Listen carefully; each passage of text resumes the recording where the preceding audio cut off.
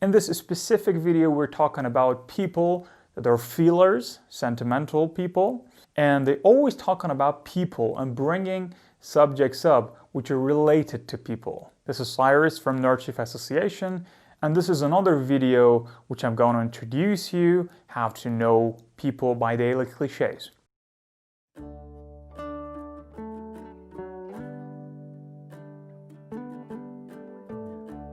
As we said, there were two groups of people, which the first group were the people talkers and the second group were the thing talkers. But we explained the people talkers.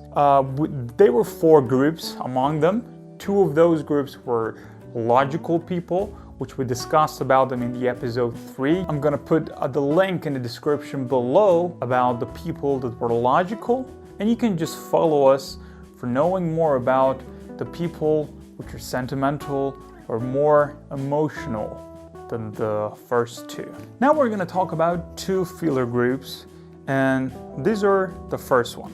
All right, let me just give you a little bit of demonstration about how it works, and then we're going to talk about the first one. Four groups among those who are talking about people talkers. So how you going to deal with this video is, we just learned the previous ones. You go and you sit down and somewhere and you see some people and they want to just start a conversation with you, but you don't know anything about them. But you like to know about them. Why? Because strangers are strangers all the time, right? It's good to know things about a stranger, that how they might act, and you never get surprised about their action. All right, you talk to them, and when the conversation starts, you start to analyzing how they actually talk and what are they processing into their head. The first thing that is very, very big in their conversation is they're talking about people. It's like they always talking like, yeah, my friend did that, this friend of mine did this, and when they want to talk about success, they bring successful people up. All right, they don't talk how or what it takes to become successful, but they're talking about successful people, those kind of topics. All right, first you know that they're people talkers, and then you want to focus more, and you see that they're either logical, like the previous video, or now we're going to talk about if they are emotional people, what are the things those people are aimed to do, and what are their purposes of their conversation, and what do they have in their mind. That's very important. All right, let me now tell you about the first group. The first group are those who are very, very nice, those who are very kind, those who always try to help others, even if they don't have the power or the time. They have the highest sacrifice level among others. It means that they're always willing to sacrifice their energy or their time or their money to just give you help. They try to care a lot and they want to give you a very good feelings, even if they don't feel good about their time. They just want you to feel okay, and if they're super sad, they don't care. But if you're sad, they do care. They want help. You feeling okay when you're around them. They're the people that when you're with them, that they always asking, do you feel okay? Do you feel okay? Is everything okay? I mean, like, didn't anything special happen to you? You can talk to me. You can share your feelings. I'm here to listen, and just tell me whatever that made you sad. I'm willing to sacrifice my time. Cliche-wise, we're talking like they don't tell these things, but we can understand this form of subjects from their conversation. Like, yeah, I'm here to help. I'm here to sacrifice my time, my energy, but you should feel okay. And don't you ever try to hide anything that made you sad, because I'm here to help, and whatever it takes, I'm here to do. Just tell me what you need. They care a lot about value and what is value to them, because they just love everybody. They want this value for everybody, and they're just willing to do things for everybody.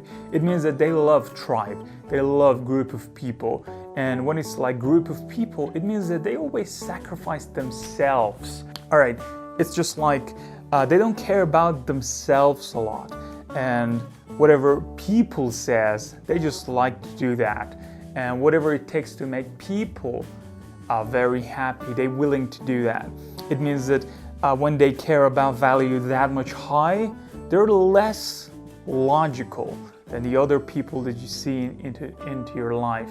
And when they're less logical, it's just like you might see they do some stupid things, so they're not logical, that they may hurt themselves, but they don't care, and they just continue doing that because they think it is right, but it might not be alright. And hurting themselves is not that important versus helping others. And they feel okay when they help you, when they love you, when they do care about you. But if they miss something about themselves, they don't care that much. And that's not very good. If you're one of those people who are watching me and you care about your neighbors, your friends, your family all the time and not yourself, you have to try a little bit hard to just care about yourself as much as you care about others. Because you need to do that, and you need to make everything balanced and think more logical than before. Anyway, these people are trying to prioritize everything in their life, and they're following their instinct as much as possible. These people are not so good at decision making. I mean, like the other groups that we were talking about, even the logical people, they're not so good in decision making. But these people have a hard time processing logic because they care a lot about emotion. And when you care a lot about emotion, when you face a problem and you just only have two ways to go logically solve it and to emotionally stuck with it, you instinctively choosing stuck with the emotion. And that's not very good. And these people, if they face a problem, they have a hard time solving ones.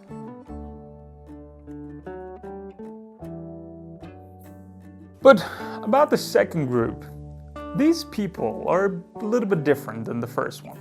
The first ones are the ones that are very, very emotional and kind to everybody. They prioritize everything and they try to help everyone. But the second group are still emotional, super emotional, have deep level of understanding of emotion. But what they do is they prioritize all of their inner feelings and every feelings that are related to themselves and not others. Like the first group that they cared about tribe a lot, these groups do care about themselves a lot.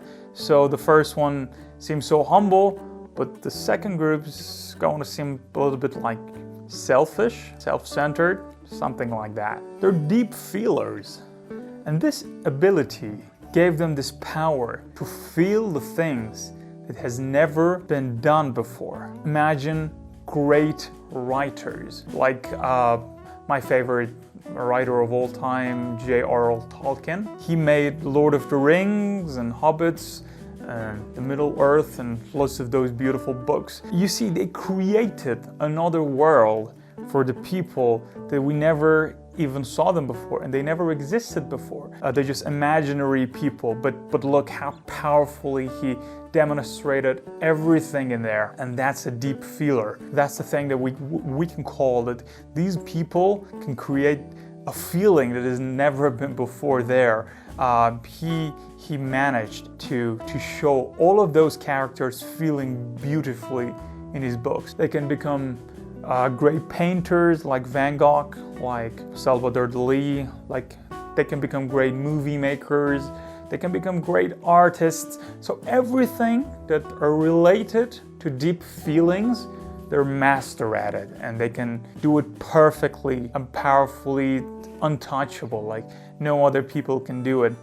And lots of great artists in the world of cinema and all those things like the Hollywood. Most of the actors are the ones who have feelings, like the first group and the second group. They're less logical, but what it takes to become an artist and performing art is feeling. You need to just absorb that feelings and show it to others. You don't need logic that much, but still there are great logical artists out there also, like Christopher Nolan.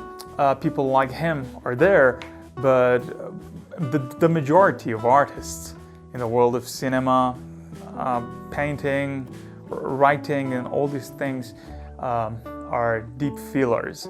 The second group that we're talking about, they have these form of character.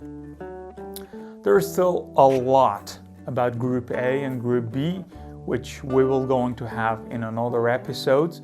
And this series will be so long because there are lots of details, but we will manage to have it together, short and good, I guess. So see you in the other episodes. This was episode 4. Thanks for watching. And this is Cyrus again from Nerdchief Association, and hope you feel good. You know, subscribe button too. Don't forget that.